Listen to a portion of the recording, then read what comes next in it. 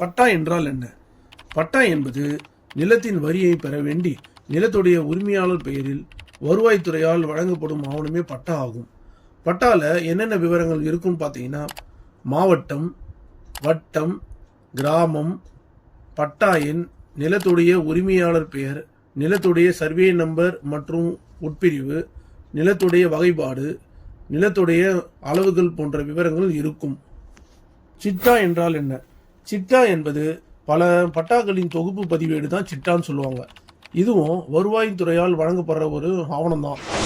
ஒருவருக்கு சொந்தமாக குறிப்பிட்ட கிராமத்தில் எவ்வளோ நிலம் இருக்கிறதோ என்பதை தெல்ல தெளிவாக எடுத்து சொல்கிற ஒரு அரசாங்க பதிவேடு தான் சிட்டா.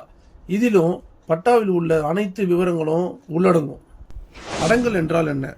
அடங்கல் என்பது ஊரில் இருக்கிற மொத்த சர்வே எண்கள் அடங்கிய ஒரு பதிவேடு தான் அடங்கல்னு சொல்லுவாங்க. இதுவும் வருவாய்த்துறையால் வழங்கப்படுற ஒரு ஆவணம் தான்.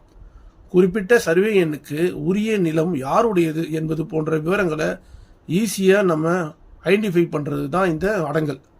பட்டா, சிட்டா, அடங்கல் இந்த மூணுத்தையும் கணினியில் www.eservice.tn.government.in என்ற இணையதளம் மூலமாக அறிந்து கொள்ளலாம்.